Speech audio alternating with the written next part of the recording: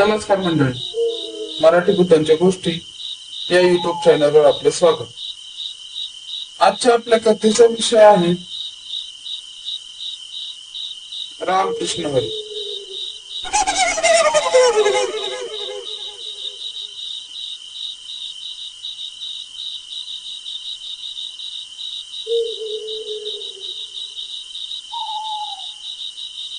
चंद्रग्रहणाची रात्र होती. लोकांमध्ये उपवास, तपास, कर्मकांड वगैरे विधी चालले होते. कोणी पूजा अर्चेत तर कोणी भजन कीर्तनात दंग होते. रस्त्यावर सगळीकडे शुकशुकाट होता. रस्त्यावरील दोन चार कुत्र्यांची बिबळणे व चिंचेच्या झाडावरील भोपळाचे दूध कारणे सोडले तर सगळीकडे भयान शांतता होती. गावातील सगळे लोक चंद्रग्रहणाचा प्रकाश आपल्यावर पडायला नको म्हणून मंदिरात तर कुणी आपापल्या घरात बसले होते. या सर्व घटना घडत असताना लिंबादा मात्र घराच्या ओसरीत बसून होता. आजची रात्र त्याला काळरात्रच वाटत होती.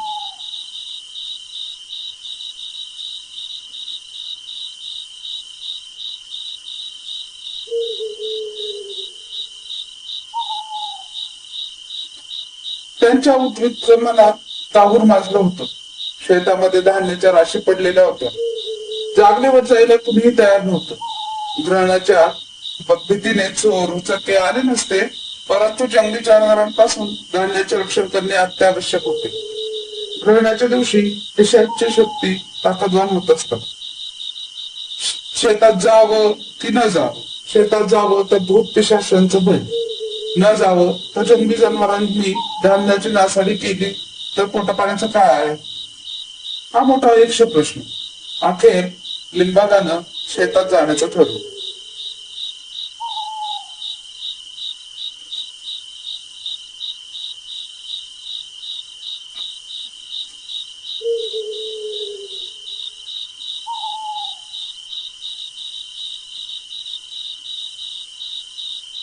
भूताचं रानच मानलं जायचं. कोणी म्हणायचं तिथं काठळ्या आहेत, त्या कोणी चेटकणी बद्दल सांगायचं. कुणाला तिथं उलट्या पोपटचं वानर दिसायचं, तर कुणाला बिनडोक्याचा साप. नानवितरंजक कहाण्या दोधाडी मधील गावात पसरल्या होत्या. दोधाडीत भूत पाहिल्याचं शपथेवर सांगणारे शेकडो लोक होते. दरवर्षी हमखास तिथे काही ना काही रहस्यमय घटना घडायची. दोधाडीचा परिसर तसा गावापासून दूरच होता. एकदम सुनसान. डोंगर, दर्या, माळरान व पिशा भाभी सारख्या जंगली झाडांचं निबिड अरण्य होत ते.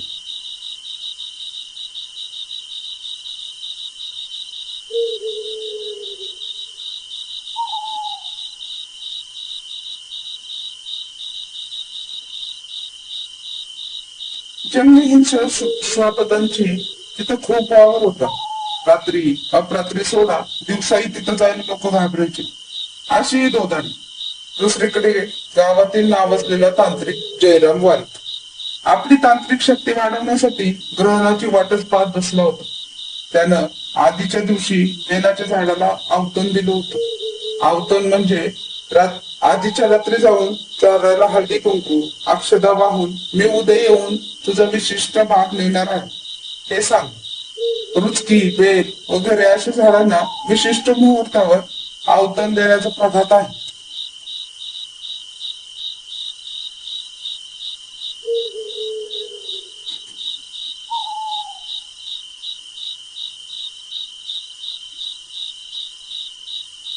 झाडाचे मूळ अथवा विशिष्ट भाग तोडून आणला तर त्याचा वापर तांत्रिक शक्ती वाढवण्यासाठी होतो.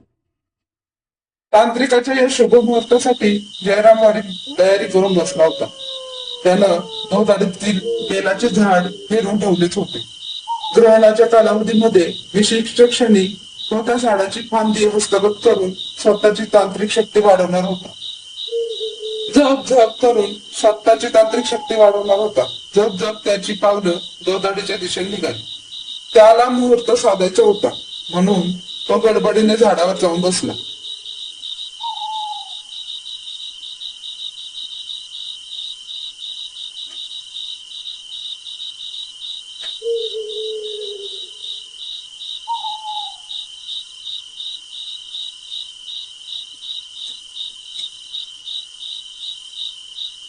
जयराम वारीक हे गावातील धूळ असं व्यक्तिमत्व होतं. चपटे नाक, काळा कुळकुळीत वर्ण, काळा कुट्ट शरीर, बुटका बांधा, फारोळे दात अशी ही बटुक मूर्ती गावाच्या रस्त्यावरून जरी चालली तरी भोळ्या भाड्या बापड्या बायका, पोरी, लहान लेकर घाबरून घरात पडायची. गंडे, दोरे, धागे, तावीज, पेटी आदी त्याच्या भूताके त्यांच्या प्रयोगशाळेतील हक्काची आयुधे होती. तंत्रमंत्राच्या साह्याने तो करणी, बहानामती, बहिर्बाधा, जादूटोना आदींवर इलाज करायचा. दूर दूरून भूताके त्यांनी झपाटलेली झाडं त्यांच्याकडे यायची. लोकांना गुणही पडायचा.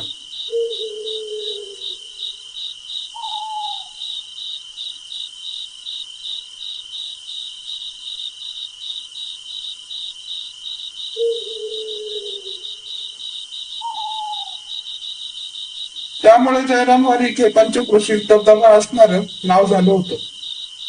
लिंबादाच्या मनातील कल्लोळ आज संपता संपत नव्हता. पण पोटा पाण्याचा प्रश्न असल्याने मनाचा हिया करून तो घरातून निघाला. निघताना त्यानं एक काठी आणि एक डब सोबत घेतला. खिन्नपणे चालत चालत तो दोधडीकडे निघाला.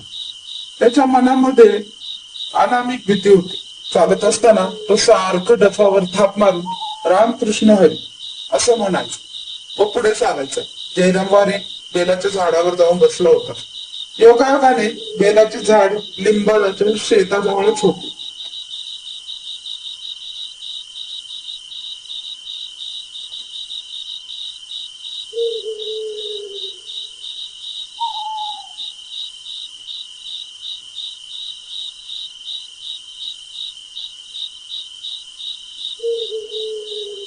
जयराम वारिक तयारीनिशी बेलाच्या झाडावर बसला होता.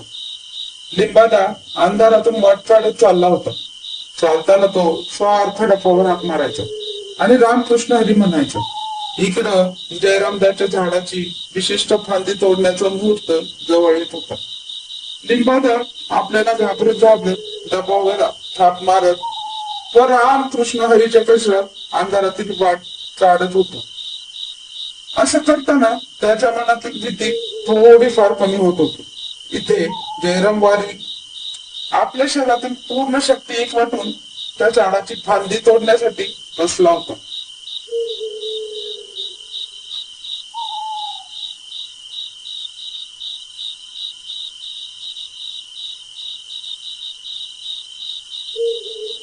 विशिष्ट मुहूर्ताची वाट पाहत होता तो.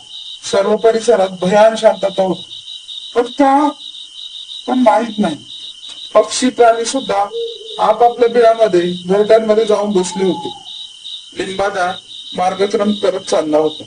त्याने डपावर थाप मारली आणि रामकृष्ण हरी म्हटले. तिकडे दूर बेलाच्या झाडावर बसलेल्या जयराम वारिकाच्या कानावर डपाचा हळूवार आवाज पडला आणि तो बिथरला. क्षणभर घाबरला. पुन्हा एकदा आपली सर्व शक्ती एकवटून विशिष्ट मुहूर्ताची वाट पाहत बसला. लिंबादाचा मार्गक्रमण चालूच होतो.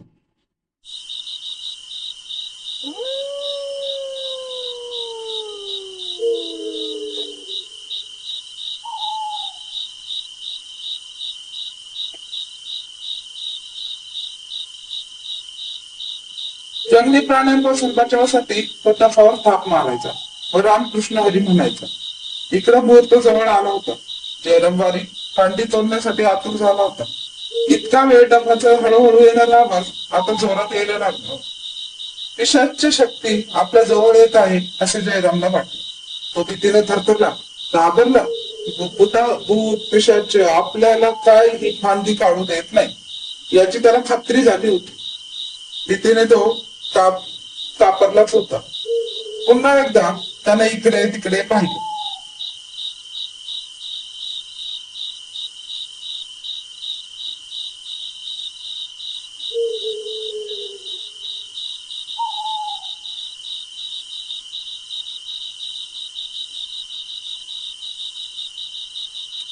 त्याची खात्री झाली की हे भूत पिशाच्य आपल्या कार्यात बाधा आणत आहे.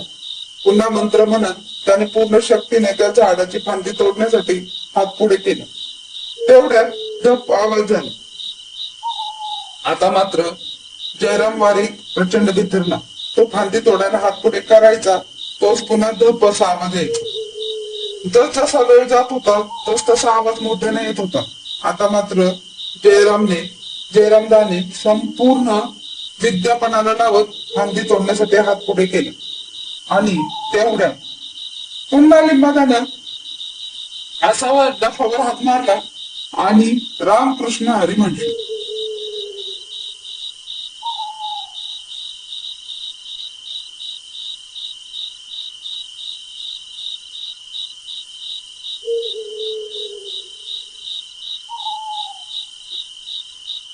भूत आपल्या खूप जवळ आलेले आहे या भावनेने जयरामदा प्रचंड घाबरला. त्याचे शरीर हलके पडले. फांदीवरील पकड सैल झाली आणि धापटून तो खाली पडला. घाबरगुंडी उडाली. तो प्रचंड घाबरला. त्याला वाटले भूत आता आपल्याला सोडत नाही. तसा जयराम वरील झाडावरून धपकन खाली पडला. त्याच वेळेस लिंबादाला झाडावरून कुणीतरी उडी मारण्याची जाणीव झाली. हे त्या झाडावरील भूतच असावं असे त्याला त्याच्या मनाला वाटले. त्याची त्रिधा उडाली. तो सैरा वैरा पळायला लागला.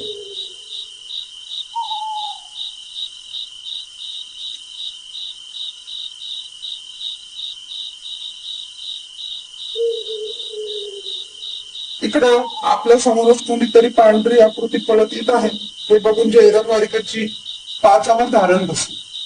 आता तोही सैरा वैरा पळायला लागला. जयराम वारिकाला पळताना पाहून लिंबादाचा सुद्धा धीर सुटला. तोही घाबरला. त्याला वाटलं ते भूत आता आपल्याला सोडत नाही. तोही पळायला लागला. दोघही एकमेकांना बघून वेगवेगळ्या दिशेने पळाले. रात्र संपली. सकाळ झाली. लिंबादा तापाने खणखणला होता. रातचा घटनाक्रम त्याला सारखा सारखा आठवत होता. तो आठवून तो सारखा बडबडत होता.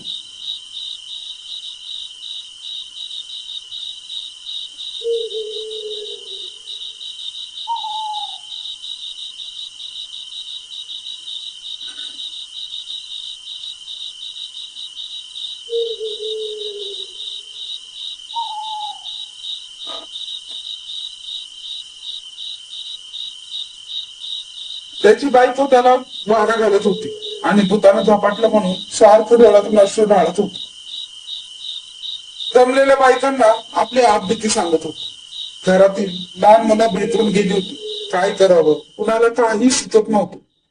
गावात यावर एकच जालीम उपाय होता. तो म्हणजे जयराम उर्फ जयराम वारीक. वैद्य म्हणजे गावाकडे भूत प्रेत काढणारा, जादूटोणा काढणारा माणूस. लिंबादाला भूताने झपाटलं या समजुतीनं त्याच्या अंगातलं भूत काढण्यासाठी त्याची बायको लिंबादाला जयरामच्या घरी घेऊन गेली.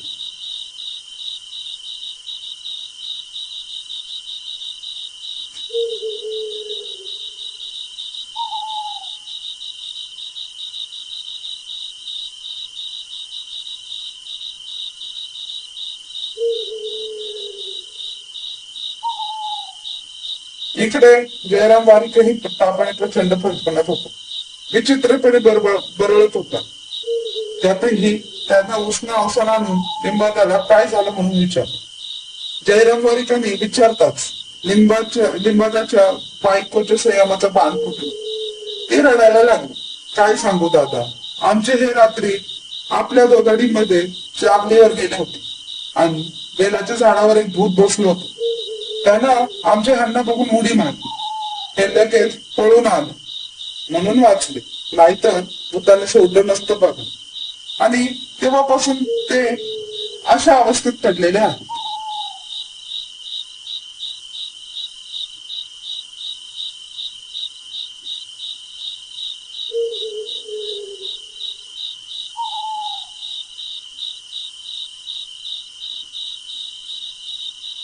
हे ऐकता जयराम वारीक चपकलो. म्हणाला, बाई तू काय सांगतेस? मी पण रात्री दोघाडीवर भूत बघितलं. ते डफ वाजवत होतं. बेलाच्या झाडाकडे येत होतं. हे ऐकताच लिंबादाचे डोळे चमकले. क्षणातच जयराम वारकाचेही दोघेही एकमेकांकडे पाहत होते. त्यांना प्रश्न पडला की नेमकं भूत कोणी पाहिलं.